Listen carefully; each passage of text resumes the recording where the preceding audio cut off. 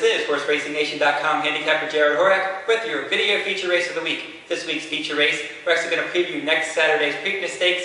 We're expecting a full field. Let's look at the early pace scenario, see how that shakes out. It looks like we're going to have Dance City be part of the pace. He finished third in the Arkansas Derby. Flashpoint, he showed speed in 2 sprint races, then he stretched out in the Florida Derby and disappointed. Expect him to be aggressively handled for his new trainer, Wesley Ward.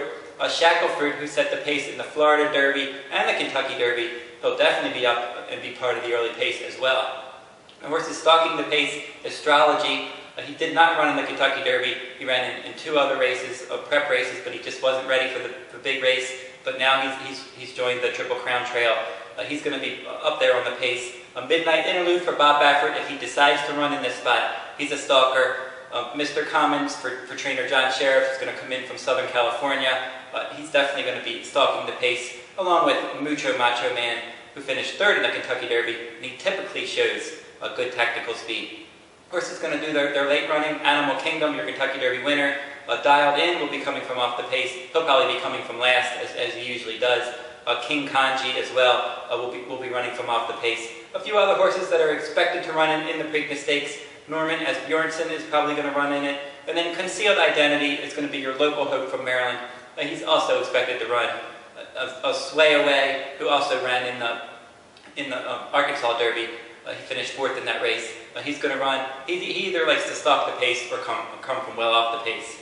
Now the Kentucky Derby was run at a slow pace. We weren't expecting it to be that slow. Wasn't expecting to be a breakneck pace, but nobody was expecting a 48 and change in 113. I think that helped Animal Kingdom. He was a synthetic turf-type horse, and typically in synthetic and turf races, the pace is slow early and then fast late. That's exactly how the Kentucky Derby was. It played right into Animal Kingdom's hands. He ran a big race. I think the pace scenario is going to be different. I think it's going to be quicker in Baltimore, and we'll have to see if Animal Kingdom can run the same kind of race at a different racetrack 2 weeks later under a different pace circumstance. He's going to be an underlay this time. He was good odds in the Derby, but this time probably not good odds. Maybe some negative races to look at. I think the Santa Anita Derby had come up as a negative race. Comet to the Top and Midnight Interlude didn't run well in the Kentucky Derby coming out of that one. So now Mr. Commons, who's joining the group here, is going to be coming out of that race.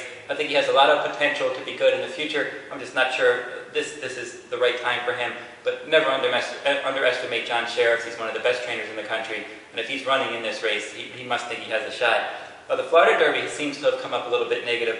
Dialed In, Flashpoint, Shackelford, they're going to be coming out of that one. In the Bluegrass Stakes, again, another race that didn't seem to come up too strong.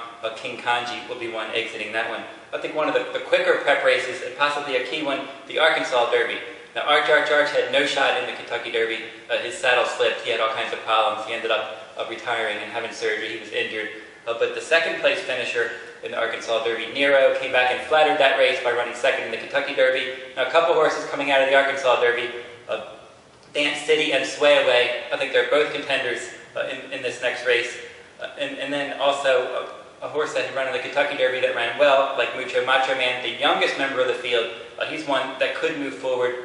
He's got plenty of upside. He's got a lot of foundation. I think he can move forward with his running style and his class. He could run a good race, maybe turn the tables on a horse like Animal Kingdom in the Kentucky Derby. So that's a look. It's an early Preakness preview.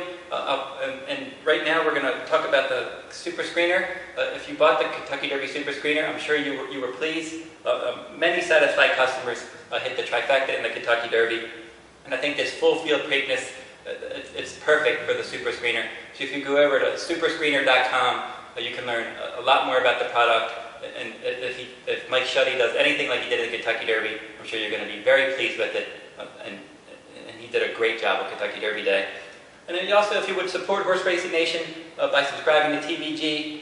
TVG, one of our partners, they have a special $150 wagering bonus. They have different tiers on the bonus based on how much you bet. So if you go over to HorseRacingNation.com, click on the TVG ads to find out more about the deal at TVG. And that'll wrap up this week's video race of the week. This is HorseRacingNation.com handicapper Jared Horak. Good luck at the races.